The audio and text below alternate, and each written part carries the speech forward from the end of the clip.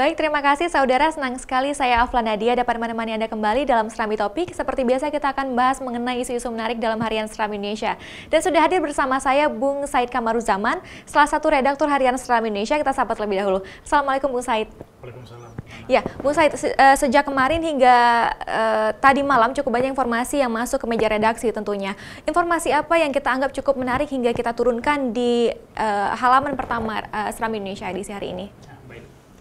Jadi ada beberapa informasi penting memang dari masyarakat yang kita angkat, yang kemudian ada yang jadi headline dan laporan berita pendukungnya di Serambi hari ini. Yang pertama headline-nya itu terkait dengan tertundanya pelayaran KMP Labuan Haji ke Simelu. Jadi hingga hari ini, hingga pagi ini, ratusan penumpang terlantar di sana di dermaga di Labuan Haji. Kenapa? Karena memang kemarin Sabtu kemarin itu kapal itu sebetulnya telah berangkat 1 jam, 1 jam dari dermaga, tapi kemudian balik lagi karena kerusakan. Akibatnya ratusan penumpang dan kendaraan, sepeda motor, mobil dan segala macam ya harus dibawa lagi ke dermaga. Dan hingga pagi ini dijadwalkan akan ada peliharaan kembali, mudah-mudahan saja cuacanya baik.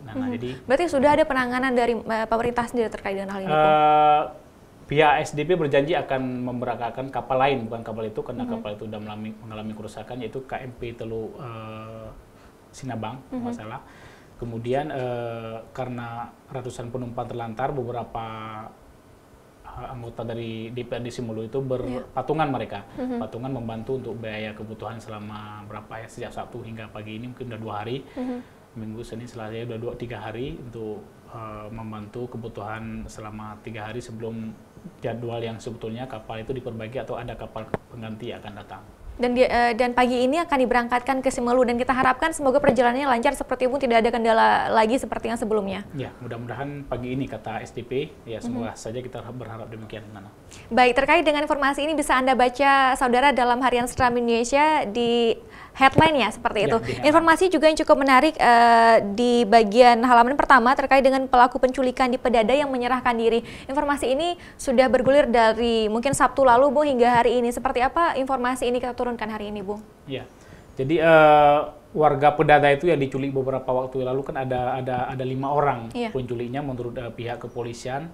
3 orang telah berhasil tangkap, 1 orang kemarin menyerahkan diri, kemudian 1 lagi masih DPO, masih buron. Jadi pihak kepolisian berharap yang ini masih segera menyerahkan diri secara baik-baik, seperti juga yang kemarin itu 1 orang yang menyerahkan diri ke aparat kepolisian di Biren.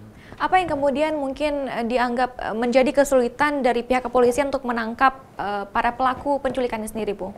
Ya, itulah pihak kepolisian itu katanya memang karena kan udah beberapa hari. Jadi memang meskipun sudah dikontak berbagai jaringan mereka di seluruh Aceh, tapi barangkali mereka yakin masih berada di dalam Aceh.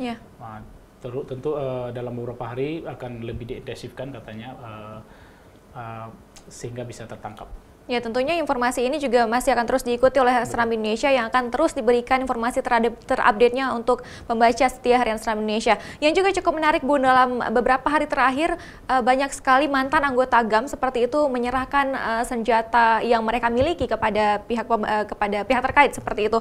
Dan seperti yang kita turunkan hari ini, penyerahan AK-47 di Aceh Timur. Seperti apa informasi ini, Bu? Ya, jadi Kodim 0104 Aceh Timur itu menerima 1 pucuk senjata AK-47, juga bukan hanya AK-47-nya, bukan hanya ininya, tapi juga ada GLM-nya, amunisinya, bahkan pelontar anti personelnya diserahkan ke pihak Kodim oleh seorang warga di kawasan itu. Jadi menurut Kodim itu, menurut Dandim di sana, mungkin barangkali masih ada senjata-senjata seperti itu peninggalan konflik, jadi diimbau untuk menyerahkan, dan itu akan diberlakukan secara baik-baik, tidak akan mendapat hukuman apa-apa sepanjang memang diserahkan secara baik-baik. Tapi apa yang kemudian dilihat oleh Serambi Indonesia sendiri, melihat bahwa waktu sebelum ini ada di Aceh Barat juga ada penyerahan senjata laras panjang seperti itu kepada pihak pemerintah. Apa yang dilihat oleh Serambi, apakah ini adalah sebuah komitmen dari mantan anggota GAM terkait dengan perdamaian di Aceh? Betul. Jadi selama ini kan Nana kita melihat sudah sering sekali adanya kontak senjata, perampokan dengan menggunakan senjata api, pembunuhan dan segala macam. Bahkan kemarin di Biren itu beberapa hari lalu itu lembu dicuri pakai senjata api. Artinya masih banyak senjata yang beredar. Jadi ketika ada komitmen ada 1-2 orang yang menyerahkan senjata api ini kepada aparat keamanan, itu kita menyambut baik semuanya, terutama dari pihak kepolisian. Itu sebabnya diimbau ya bagi siapapun yang apalagi yang punya, yang mengetahui saja bisa memberitahukan, menginformasikan kepada aparat keamanan agar bisa diambil tindakan tegas atau bahkan dijemput secara baik-baik sehingga tidak merugikan banyak pihak seperti yang selama ini ya terjadi. Tentunya ini juga sebuah respon positif ya dari pemerintah kepada mantan anggota GAM yang mungkin masih memiliki senjata api seperti itu untuk segera memberikan kepada pihak yang berwajib. Informasi terakhir Bu yang bisa kita bahas di sini terkait dengan penataan lokasi galian C di Aceh Besar. Informasi ini masih terus berjalan dalam 2 hari terakhir. Seperti apa informasi ini hari ini? Ya. Jadi dalam beberapa hari terakhir kan kita tahu bahwa harga pasir itu meningkat drastis dari sebelumnya misalnya 500.000 per truk itu, sekarang menjadi 1 juta. Itu pun sangat susah diperoleh. Itu keluhan dari konsumen. Bahkan sopir truk di sini mengaku susah mendapatkannya. Mereka sampai mencarinya ke Calang ya, ke Aceh Jaya. Ini besok kita turunkan ada pendapat dari Kadis Tamben Aceh Pak Kemal. Beliau berharap itu ditata ulang agar masyarakat juga paham, agar pelaku, agar pengusaha galian C juga paham.